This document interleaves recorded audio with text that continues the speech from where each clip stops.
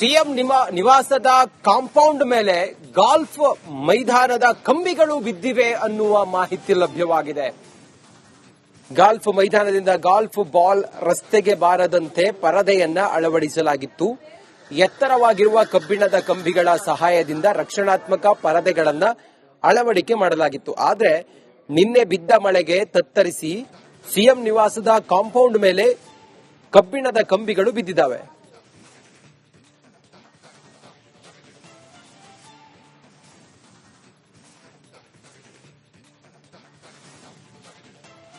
ನಿನ್ನೆ ಸತತವಾಗಿ ಸುರಿದ ಮಳೆಯಿಂದಾಗಿ ಬೆಂಗಳೂರು ನಗರವೇ ನಲುಗಿದೆ ಅಂತಂದು ಹೇಳಿದ್ರೆ ತಪ್ಪಾಗ್ಲಿಕ್ಕಿಲ್ಲ. ಸತತವಾಗಿ ನಿರಂತರವಾಗಿ ರಣಾರ್ಭಟದ ಮಳೆ ಸುರಿದಂತ ಕಾರಣಕ್ಕಾಗಿ ಬೆಂಗಳೂರಿನ ನಾನಾ ಭಾಗದಲ್ಲಿ ಒಂದಷ್ಟು ಅನೇಕ ರೀತಿಯ ಸಮಸ್ಯೆಗಳು ಉಂಟಾಗಿದೆ. ಈಗ ನಾನಿರುವಂತದ್ದು ಮುಖ್ಯಮಂತ್ರಿಗಳ ಅಧಿಕೃತ ನಿವಾಸ ಕಾವೇರಿ ನಿವಾಸದ ಮುಂಭಾಗದಲ್ಲಿರುವಂತಹ ಕುಮಾರಕೃಪಾ ರಸ್ತೆಯಲ್ಲಿದ್ದೀನಿ. ಈ ರಸ್ತೆಯಲ್ಲಿ ಯಾವ ರೀತಿ ಸಮಸ್ಯೆ ಆಗಿದೆ ಅನ್ನುವಂಥದ್ದು ನಾನು ತೋರಿಸ್ತಾ ಹೋಗ್ತೀನಿ. ನನ್ನ ದೃಶ್ಯದಲ್ಲಿ ನಮ್ಮ ವಿಡಿಯೋ ಜರ್ನಲಿಸ್ಟ್ ಶಿವ ಅವರು ಈ ದೃಶ್ಯದಲ್ಲಿ ತೋರಿಸ್ತಾ ಹೋಗ್ತಾರೆ.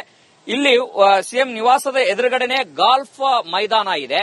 ಈ ಗಾಲ್ಫ್ ಮೈದಾನದಿಂದ ಹೊರಗಡೆ ಚೆಂಡುಗಳಂದ್ರೆ ಅಲ್ಲಿ ಹೊಡೆದಂತ ಅಲ್ಲಿ ಆಡುವಂತ ಬಾಲ್ ರಸ್ತೆಗೆ ಬಾರದಂತೆ ಅಥವಾ ಮೈದಾನದಿಂದ ಹೊರಗಡೆ ಬಾರದಂತ ತಡಿಲಿಕ್ಕೆ ಒಂದು ರಕ್ಷಣಾತ್ಮಕ ಪರದೆಗಳನ್ನ ಬಳಸಿ ತಡೆಯುವಂತ ಪ್ರಯತ್ನವನ್ನ ಮಾಡ್ತಾರೆ. ಅಂದ್ರೆ ಅಲ್ಲಿ ಹೊಡೆದಿರುವಂತಹ ಬಾಲು ರಸ್ತೆ ಆಚೆಗೆ ಬಂದ್ರೆ ಸಾರ್ವಜನಿಕರಿಗೆ ತೊಂದರೆ ಆಗುತ್ತೆ ಅನ್ನೋ ಕಾರಣಕ್ಕಾಗಿನೇ ದೊಡ್ಡ ದೊಡ್ಡ ಪರದೆಗಳನ್ನ ಇಲ್ಲಿ ಅಳವಡಿಸಲಾಗ್ತದೆ.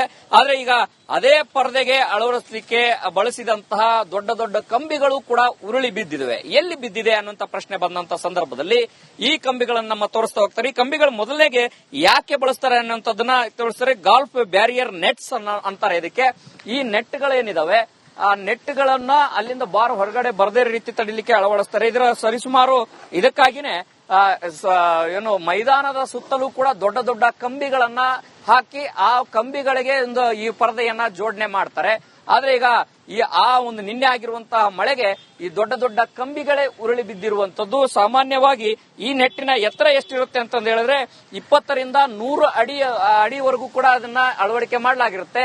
ಯಾಕೆ ಅಂತಂದು ಹೇಳಿದ್ರೆ ಬಾಲ್ ಎಷ್ಟು ಎತ್ತರಕ್ಕೆ ಹೋಗುತ್ತೋ ಅದನ್ನು ಕೂಡ ಅದರಿಂದ ಎತ್ತರಕ್ಕೂ ಕೂಡ ಪರದೆಯನ್ನ ಅಳವಡಿಸಬೇಕು ಅಂತಂದೇಳಿ ಇದನ್ನ ಅಳವಡಿಕೆ ಮಾಡಿಕೊಂಡಿರ್ತಾರೆ.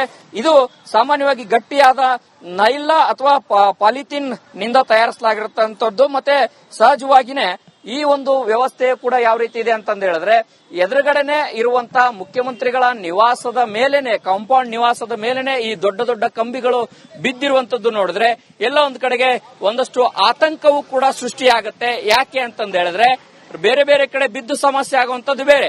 ರಾಜ್ಯದ ಮುಖ್ಯಮಂತ್ರಿಗಳ ಇರುವಂತಹ ನಿವಾಸ ಏನು ಗೃಹ ಕಚೇರಿ ಕೃಷ್ಣ ಮತ್ತು ಕಾವೇರಿ ನಿವಾಸ ಇರುವಂತಹ ಕಾಂಪೌಂಡ್ ಮೇಲೆನೆ ಬಿದ್ದಿರುವಂತದ್ದು. ಮರಗಳು ಇರುವಂತಹ ಕಾರಣಕ್ಕಾಗಿ ಮರಗಳ ಮೇಲೆ ಬಿದ್ದಿದೆ. ಒಂದೊಮ್ಮೆ ಏನಾದ್ರೂ ಆ ಮರಗಳ ರಕ್ಷಣೆ ಸಿಗ್ಲಿಲ್ಲ ಅಂತಂದು ಹೇಳಿದ್ರೆ ನೇರವಾಗಿ ಕಾಂಪೌಂಡ್ಗೆ ಬೀಳ್ತಾ ಇತ್ತು, ಸಿಎಂ ನಿವಾಸದ ಕಾಂಪೌಂಡ್ಗೆ ಬೀಳ್ತಾ ಇತ್ತು. ಅಷ್ಟರ ಮಟ್ಟಿಗೆ ಸಮಸ್ಯೆ ನಿನ್ನೆ ಮಳೆ ತಂದಿದೆ. ಕ್ಯಾಮರಾ ಪರ್ಸನ್ ಶಿವ ಜೊತೆ ಹನುಮಂತ ದುರ್ಗದ್, ಆರ್ ಕನ್ನಡ, ಬೆಂಗಳೂರು. ಸಿಎಂ ನಿವಾಸದ ಕಾಂಪೌಂಡ್ ಮೇಲೆ ಗಾಲ್ಫ್ ಮೈದಾನದ ಕಂಬಿಗಳು ಬಿದ್ದಿವೆ ಅನ್ನುವ ಮಾಹಿತಿ ಲಭ್ಯವಾಗಿದೆ. ಗಾಲ್ಫ್ ಮೈದಾನದಿಂದ ಗಾಲ್ಫ್ ಬಾಲ್ ರಸ್ತೆಗೆ ಬಾರದಂತೆ ಪರದೆಯನ್ನ ಅಳವಡಿಸಲಾಗಿತ್ತು. ಎತ್ತರವಾಗಿರುವ ಕಬ್ಬಿಣದ ಕಂಬಿಗಳ ಸಹಾಯದಿಂದ ರಕ್ಷಣಾತ್ಮಕ ಪರದೆಗಳನ್ನ ಅಳವಡಿಕೆ ಮಾಡಲಾಗಿತ್ತು. ಆದರೆ ನಿನ್ನೆ ಬಿದ್ದ ಮಳೆಗೆ ತತ್ತರಿಸಿ ಸಿಎಂ ನಿವಾಸದ ಕಾಂಪೌಂಡ್ ಮೇಲೆ ಕಬ್ಬಿಣದ ಕಂಬಿಗಳು ಬಿದ್ದಿದ್ದಾವೆ.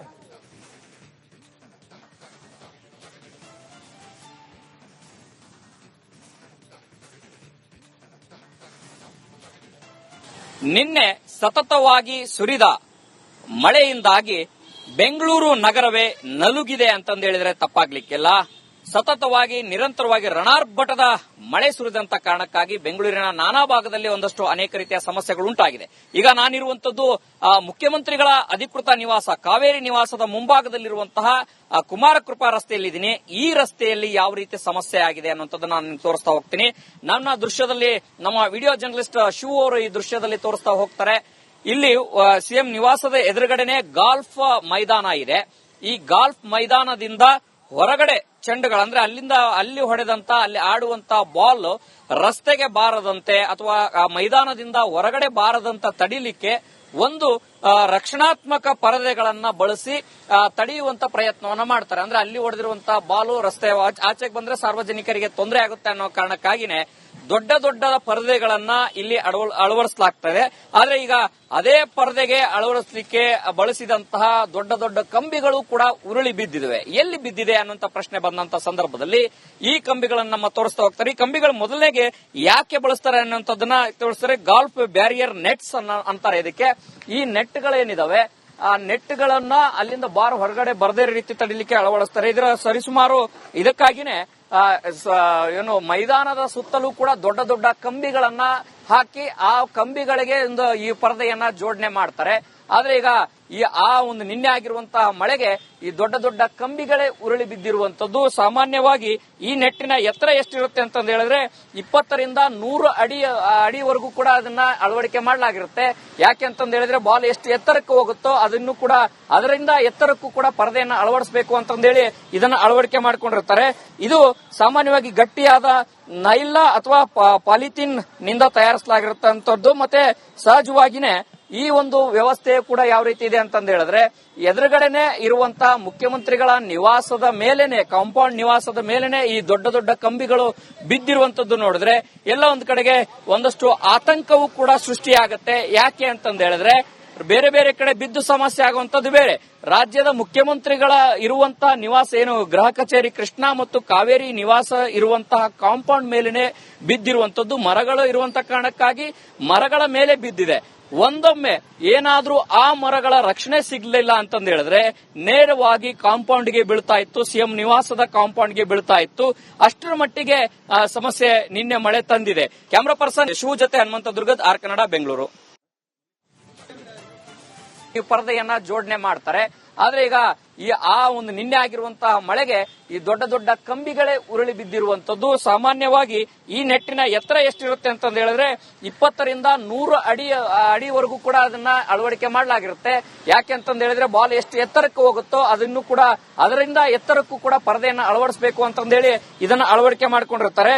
ಇದು ಸಾಮಾನ್ಯವಾಗಿ ಗಟ್ಟಿಯಾದ ನೈಲ ಅಥವಾ ಪಾಲಿಥಿನ್ ನಿಂದ ತಯಾರಿಸಲಾಗಿರುತ್ತಂತದ್ದು. ಮತ್ತೆ ಸಹಜವಾಗಿನೇ ಈ ಒಂದು ವ್ಯವಸ್ಥೆ ಕೂಡ ಯಾವ ರೀತಿ ಇದೆ ಅಂತಂದು ಹೇಳಿದ್ರೆ ಎದುರುಗಡೆನೆ ಇರುವಂತಹ ಮುಖ್ಯಮಂತ್ರಿಗಳ ನಿವಾಸದ ಮೇಲೆನೆ ಕಾಂಪೌಂಡ್ ನಿವಾಸದ ಮೇಲೆನೆ ಈ ದೊಡ್ಡ ದೊಡ್ಡ ಕಂಬಿಗಳು ಬಿದ್ದಿರುವಂತದ್ದು ನೋಡಿದ್ರೆ ಎಲ್ಲ ಒಂದ್ ಕಡೆಗೆ ಒಂದಷ್ಟು ಆತಂಕವೂ ಕೂಡ ಸೃಷ್ಟಿಯಾಗತ್ತೆ. ಯಾಕೆ ಅಂತಂದು ಹೇಳಿದ್ರೆ ಬೇರೆ ಬೇರೆ ಕಡೆ ಬಿದ್ದು ಸಮಸ್ಯೆ ಆಗುವಂತದ್ದು ಬೇರೆ. ರಾಜ್ಯದ ಮುಖ್ಯಮಂತ್ರಿಗಳ ಇರುವಂತಹ ನಿವಾಸ ಏನು ಗೃಹ ಕಚೇರಿ ಕೃಷ್ಣಾ ಮತ್ತು ಕಾವೇರಿ ನಿವಾಸ ಇರುವಂತಹ ಕಾಂಪೌಂಡ್ ಮೇಲೆನೆ ಬಿದ್ದಿರುವಂತದ್ದು. ಮರಗಳು ಇರುವಂತಹ ಕಾರಣಕ್ಕಾಗಿ ಮರಗಳ ಮೇಲೆ ಬಿದ್ದಿದೆ.